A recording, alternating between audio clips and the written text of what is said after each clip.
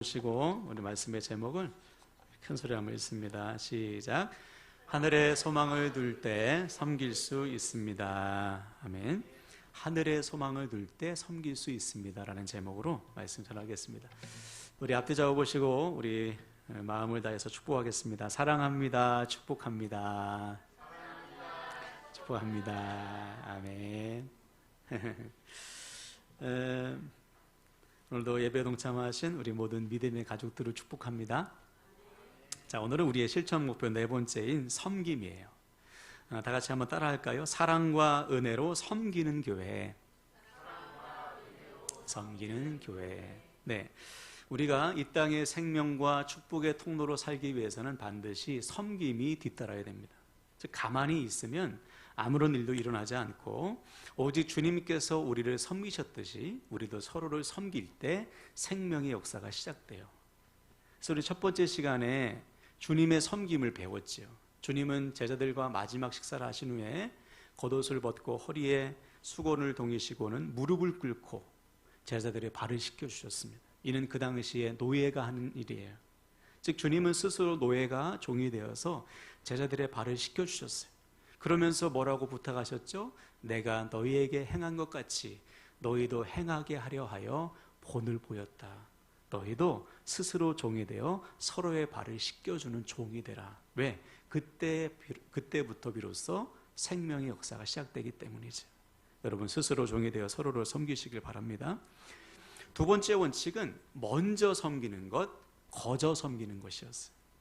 많은 분들이 섬기다가 시험에 드는 이유가 뭐죠? 나는 얘를 섬겼는데 얘는 나를 안 섬기네? 대가를 바라는 순간 100% 시험에 듭니다. 실족하지.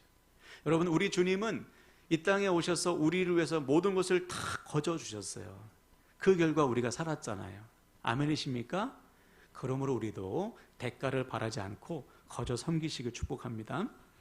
세 번째 원칙은 지금 있는 것으로 섬기는 겁니다.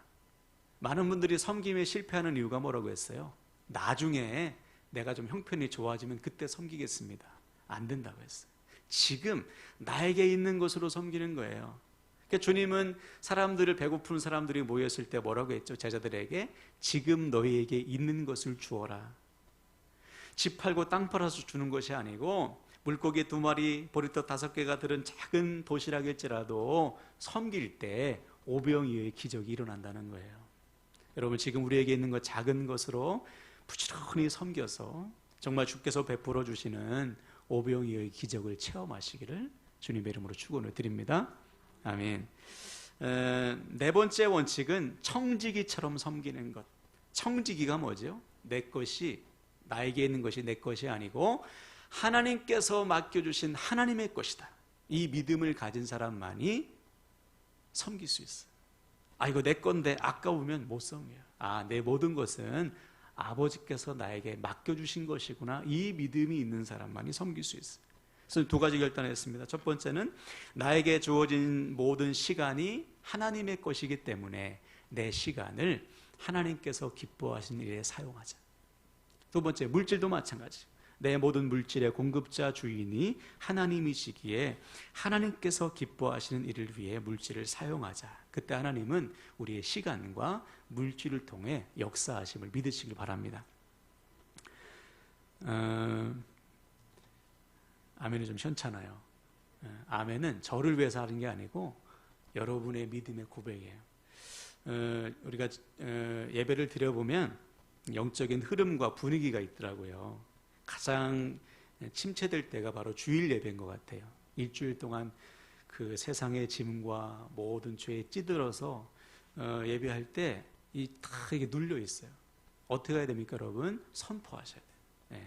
첫 찬양부터 막 선포하면서 찬양하셔야 내 안에 있는 모든 어둠과 근심과 걱정이 떠나가고 하나님의 은혜가 우리에게 임하는 것이거든요.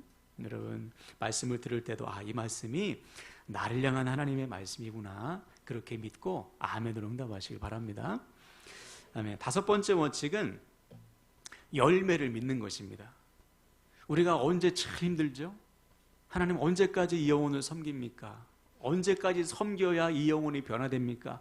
언제까지 섬겨야 열매가 나타납니까? 도무지 열매가 안 보이는 거예요.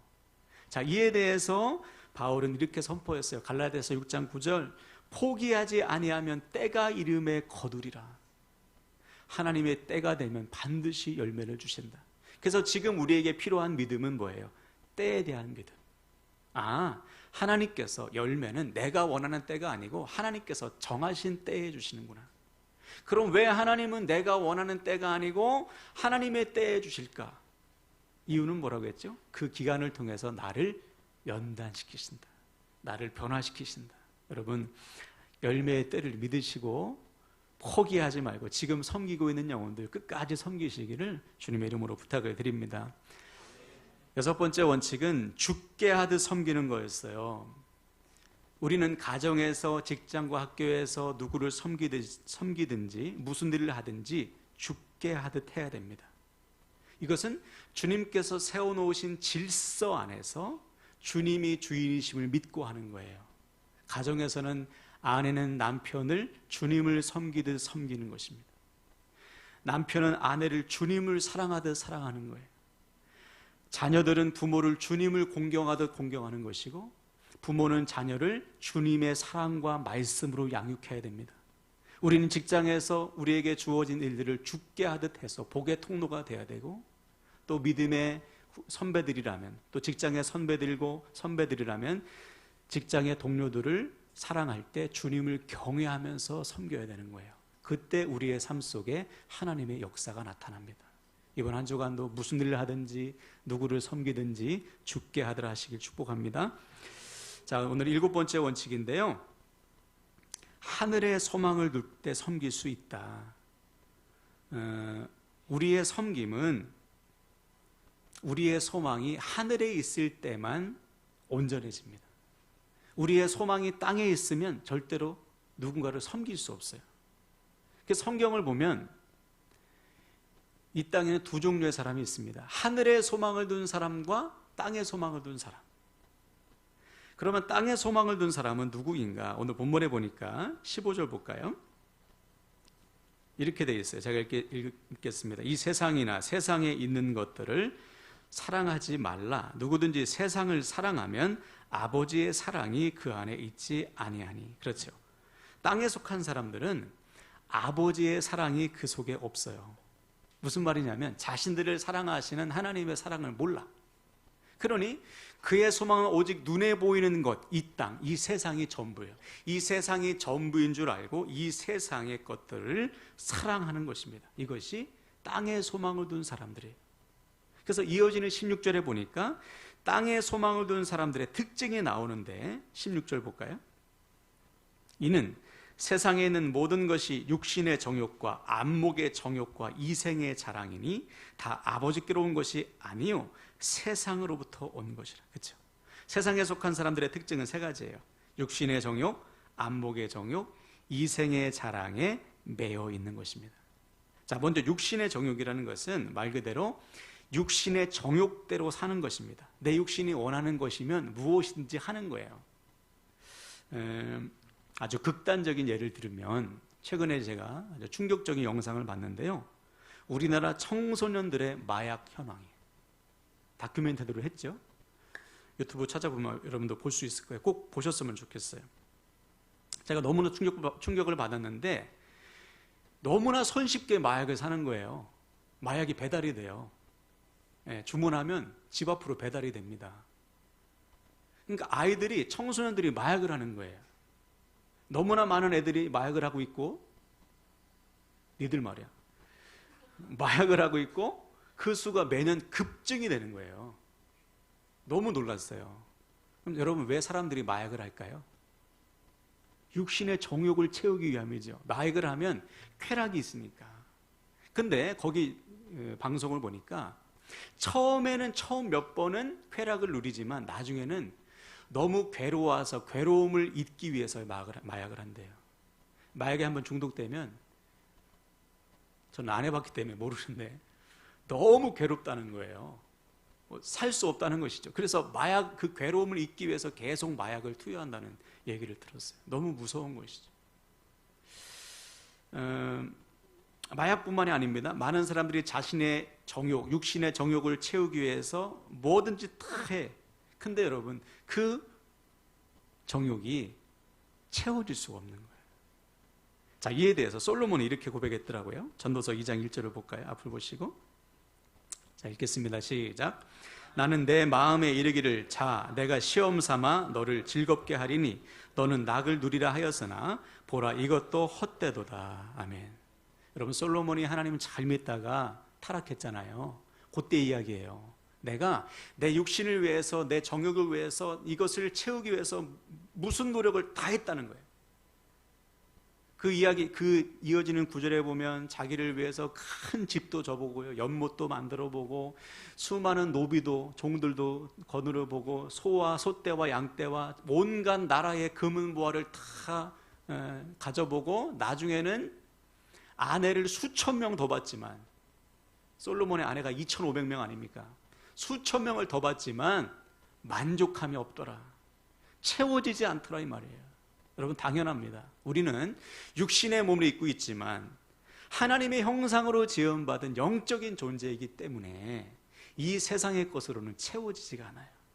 우리는 천하보다 귀한 존재이기 때문에 천하에 있는 만물로는 우리를 채울 수가 없는 것입니다. 다시 말해, 육신의 정욕에 몰두해봤자 만족이 없다는 거예요.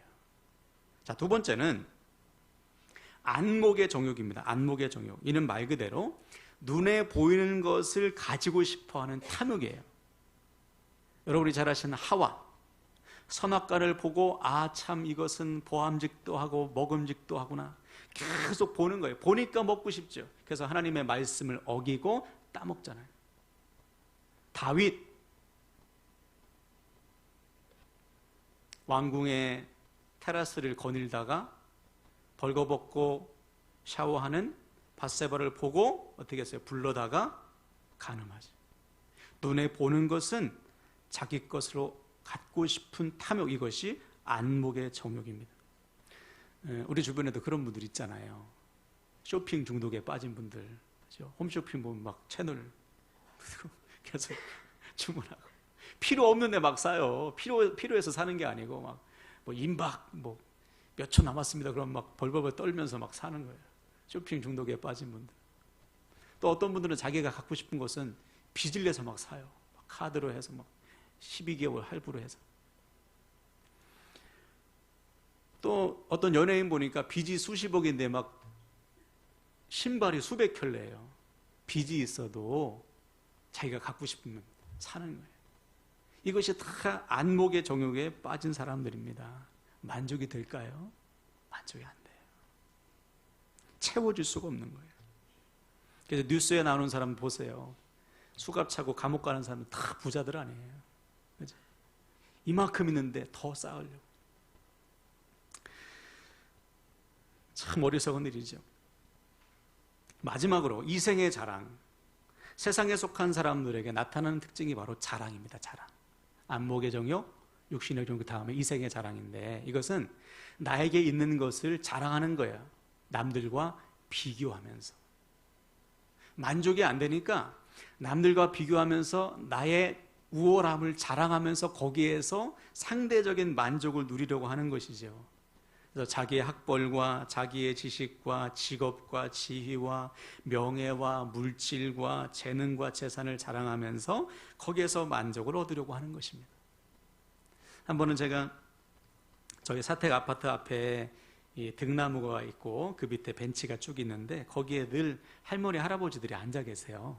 그 앞에 놀이터 옆에 있는데, 근데 어느 날 이렇게 지나가는데 서로 막 열변을 토하면서 이야기를 하시는 겁니다. 무슨 얘기를 하시나 천천히 걸으면서 이렇게 들어봤더니 다 자식 자랑 하시는 거예요. 자식 자랑. 우리 자식은 뭐 직업이 뭐고, 손자들이 얼마나 공부를 잘하고, 이번에 생일에 용돈을 얼마를 받았는지 막 다 자기 자식 자랑 하시는 거예요. 나이가 들어서도 이 생의 자랑에서 벗어나지 못하는 거예요. 여러분도 모임에 가면 늘 경험하지 않습니까? 제가 아는 어느 사모님은 직장을 다니시는데 직장 모임에 안 나가신대요. 왜냐? 가면 대부분 하는 이야기가, 아, 나 이번에 새 아파트로 옮겼잖아. 나 이번에 명품 가방 샀잖아. 이번에 우리 아들 어디 들어갔잖아. 뭐 소수만 들어가는 학원에 들어갔잖아. 얼마가 너무 교육비가 많이 들어가. 그러면서 자기 자랑을 하면서 만족을 얻는 모습이 너무 가슴 아픈 거예요. 사모 입장에서 볼 때 어리석은 거죠. 또 누가 자리만 뜨면은 그 사람 칭찬하는 것이 아니고 막 헐뜯으면서 거기서 만족을 얻는 모습이 너무나 보기 힘들어서 그 다음부터는 안 간다는 거예요. 모임에. 바로 이런 것이죠. 이 생의 자랑에 매여서 거기에서 만족을 얻으려고 하는 것입니다. 만족이 될까요? 아니요. 자기보다 더 잘난 사람, 자기보다 더 많은 것을 가진 사람을 만나면 만족이 금세 사라져요. 이처럼 세상에 속한 사람은 아무리 육신의 정욕, 안목의 정욕, 이생의 자랑에 몰두한다 해도 절대로 만족을 누릴 수가 없는 것입니다. 자, 그럼 생각해 보세요. 만족을 누리지 못하는 사람이 어떻게 다른 사람을 섬기겠어요? 소망이 이 땅에 있어서 자기의 만족을 위해서 부단히 노력하는데 만족감이 없어. 그러니 다른 사람을 섬길 수가 없는 것이죠. 자, 그럼 반면에 하늘의 소망을 둔 사람은 그럼 누굴까요? 어떤 사람일까? 오늘 본문의 17절 보세요. 이 세상도 그 정욕도 지나가되 오직 하나님의 뜻을 행하는 자는 영원히 거하느니라. 여러분, 하늘의 소망을 둔 사람은 영원을 바라보는 사람입니다. 이 세상도 정욕도 지나간다. 아, 이 세상은 물거품이야. 아침 안개 같아. 해가 뜨면 금방 사라져. 이것에는 우리가 소망을 둘 이유가 없어. 우리의 소망은 영원한 하나님 나라야. 거기에 소망을 둔 사람은요, 이 세상 것에 삶을 낭비하지 않아요. 육신의 정욕, 안목의 정욕, 이생의 자랑의 삶을 낭비하지 않고 오직 영원하신 하나님의 뜻을 따라서 사는 거예요. 자, 이에 대해 바울은 이렇게 고백합니다. 하늘의 소망을 둔 사람이 어떤 삶을 사느냐? 빌립보서 4장 11절 시작. 내가 궁핍함으로 말하는 것이 아니니라. 어떠한 형편에든지 나는 자족하기를 배웠노니. 그렇죠. 여러분, 하늘의 소망을 둔 사람은 하나님으로부터 만족을 누립니다. 참된 만족. 내 형편이 어떻든지, 궁핍하든지 부유하든지 아프든지 건강하든지 일이 잘 되든지 못 되든지 자식이 잘 됐든지 못 됐든지 상관없이 하나님으로부터 만족을 누리는 거예요. 다시 말해 이 세상에 대한 미련을 버린 사람입니다. 하늘의 소망을 둔 사람, 어떠한 형편에 있든지, 또 장차 우리에게 주어질 하나님 영광과 비교할 때, 천국과 비교할 때 지금 주어진 삶의 고난과 문제와 어려움은 아무것도 아니라는 사실을 아는 사람이에요. 그래서 그런 어떤 형편에 있든지 주님처럼, 바울처럼 나 아닌 다른 사람을 전심으로 섬길 수가 있는 것이죠. 자, 그러므로 사랑하는 여러분, 지금 우리의 소망이 하늘에 있다면 우리도 바울처럼 우리에게 주어진 모든 상황 속에서 자족을 누릴 것입니다. 그리고 옆에 있는 사람을 섬기는 삶을 살 거예요. 더 이상 유한한 세상에 미련 갖지 않고 오직 하나님의 뜻을 행하는 삶을 살아가고 있을 것입니다. 반면에 우리의 소망이 여전히 땅에 있다면 우리는 결코 섬김의 삶을 살 수 없어요. 여전히 육신의 정욕, 안목의 정욕, 이생의 자랑에 매여 삶을 낭비하고 있을 것입니다. 자, 그렇다면 지금 여러분 자신을 정직하게 한번 점검해 보세요. 나의 소망은 어디에 있나? 나는 하늘의 소망을 두고 오직 하나님의 뜻을 위해서 내 삶을 헌신하고 있는가?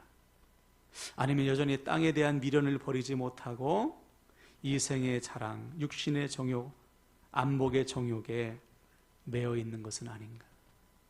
이 세상이나 세상에 있는 것들을 혹시 여전히 사랑하고 있지는 않은가?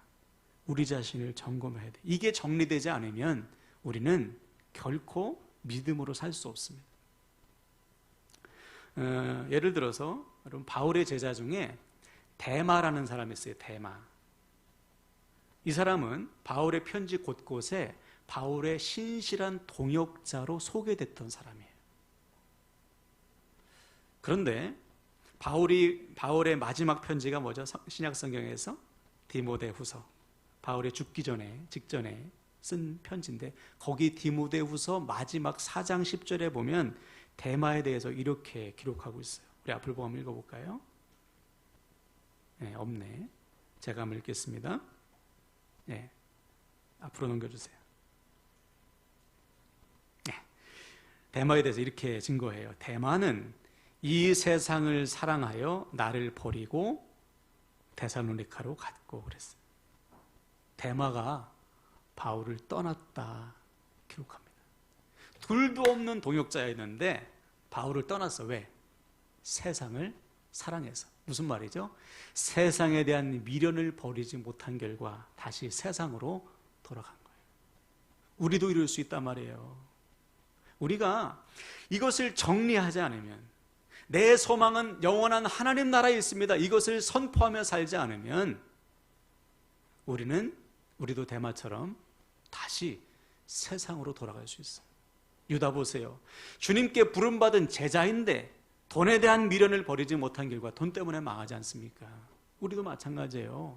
이 세상의 것, 내 발목을 붙들고 있는, 내가 의지하고 있는 것이 하나라도 남아있다면 그것 때문에 우리는 넘어질 수 있다는 거예요. 그래서 우리 주님은 우리에게 이렇게 명령했습니다. 자, 마태복음 6장 19절 20절입니다. 읽겠습니다. 시작. 너희를 위하여 보물을 땅에 쌓아두지 말라. 거기는 좀과 동록이 해하며 도둑이 구멍을 뚫고 도둑질하느니라. 오직 너희를 위하여 보물을 하늘에 쌓아두라. 거기는 좀이나 동록이 해하지 못하며 도둑이 구멍을 뚫지도 못하고 도둑질도 못하느니라. 아멘. 너희를 위하여 보물을 땅에 쌓아두지 말라. 너희를 위하여라는 것은 너희 탐욕을 위해서 보물을 땅에 쌓아두지 말라. 왜? 땅은 유한한 것이요, 땅은 금방 없어지는 것이기 때문에 땅이 없어질 때, 즉 네가 땅과 함께 망할 때 네가 땅에 쌓아두었던 보물도 없어진다는 거예요. 그러므로 진짜 너를 위한다면 보물을 어디에 쌓아두라는 거예요? 하늘에 쌓아두라. 이것은 나에게 주어진 모든 것을 하나님의 뜻에 따라 사용하는 거예요. 그때 우리가 사용하는 모든 것은 하늘의 보물로 쌓인다. 그러므로 사랑하는 여러분, 기억하세요. 우리는 예수 그리스도를 만나 십자가에서 주님과 함께 죽고 다시 살아난 다음에는, 그 순간부터는 세상에 대한 미련을 버린 사람이에요. 아멘이십니까? 한번 따라합시다. 세상에 대한 미련을 버린 사람. 그럼 왜 우리가 이 땅을 사는 거예요? 주님께서 주신 사명 때문에 사는 것이죠. 하나님의 나라를 위해서, 주님의 증인된 삶을 살기 위해서 나에게 주어진 모든 시간을, 모든 것을 하나님의 뜻에 따라 살기 위해서 사는 것이지, 우리가 이 땅에서 무엇을 더 얻고 무엇을 더 이루고 무엇을 누리기 위해서 사는 것이 아니란 말이에요. 이것이 정리돼야 된단 말입니다. 오늘 말씀을 통해서 여러분, 우리의 소망이 하늘에 있음을 믿으시길 바랍니다. 그래서 지금 여러분 진지하게 한번 생각해 보세요. 우리가 정말 하나님 나라의 소망을 두고 살고 있는가? 여러분 지난 한 주간 살아가시면서 하나님 나라에 대해서 얼마나 생각하셨습니까? 하나님 나라를 몇 번 생각하셨어요? 아, 내가 장차 들어갈 하나님 나라, 내가 하나님 나라에서 누릴 영광, 내가 꿈에도 그리던 주님을 내가 만날 날이 점점 하루하루 다가오고 있는데 내가 그 나라를 준비하며 살고 있는가? 얼마나 소망하십니까? 만약에 우리가 살면서 단 한 번도 하나님 나라를 생각하지 않는다면 우리에게는 하나님 나라가 주어질 수 없습니다. 그 사람은 구원받았다 볼 수가 없어요. 잊어버리고 사는 것이죠. 생각해 보세요. 여러분이 아이의 생일을 맞이해서 생일 선물을 준비했어요. 그런데 아이가 엄마가 아빠가 줄 선물에 대해 전혀 기대를 안 해. 전혀 생각도 안 하고 살아. 그럼 주고 싶은 마음이 있겠습니까? 하물며 하나님 나라, 그 나라를 위해서 우리 주님이 이 땅에 오셔서 나를 위해서 몸을 찢으시고 물과 피를 다 쏟으셨는데 그 나라에 대해서 우리가 생각하지 않고 산다면 우리가 어떻게 장차 그 나라에 들어갈 수 있겠어요? 물론 어떤 분들은 이렇게 말씀할 수 있죠. 아유, 목사님, 천국은 죽어서 가는 곳 아닙니까? 반은 맞고 반은 틀린 말이에요. 여러분, 천국이라는 것은 영어로 Kingdom of God인데 이것은 하나님의 통치를 말합니다. 즉 하나님의 나라라는 것은 하나님께서 다스리시는 나라예요. 그러므로 하나님의 나라는 죽어서 가는 곳이 아니라 하나님의 다스리심을 받는 나라입니다. 내가 지금 하나님의 다스리심을 받고 있다면, 하나님의 뜻대로 살고 있다면 내 삶에 하나님의 나라가 임하는 거예요. 우리 가정이 하나님의 다스리심을 받는 가정이라면 우리 가정에 천국이 임합니다. 여러분이 가는 곳마다 하나님의 뜻대로 살고 있다면 여러분이 가는 곳마다 하나님의 통치, 하나님의 나라가 임하는 거예요. 그러므로 하나님의 나라는 죽어서 가는 곳이 아니고 지금 이미 누리고 있는 그 나라예요. 그래서 이 땅에서 우리의 삶이 마감하는 순간 우리는 기쁨으로 하나님의 나라에 들어가는 것입니다. 영원히 하나님과 사는, 하나님의 백성으로 사는 거예요. 이것이 하나님의 나라입니다. 이 나라를 소망하는 사람은 이 땅에 대한 미련이 없다니까요. 이 나라를 소망하는 사람은 세상과 세상의 것들을 사랑할 수가 없다니까요. 오직 하나님의 나라와 하나님의 뜻을 위해서 자신의 삶을 드리는 거예요. 그래서 주님 말씀했잖아요. 너희는 먼저 그의 나라와 그의 의를 구해라. 그것이 하나님 나라에 소망을 둔 사람의 삶이기 때문에. 이 시간 말씀을 마무리하는데요. 여러분, 오늘 말씀을 통해 우리의 소망이 하늘에 있음을 믿으시길 바랍니다. 이 세상이나 세상에 있는 것들에 대해 여러분 삶을 낭비하지 마세요.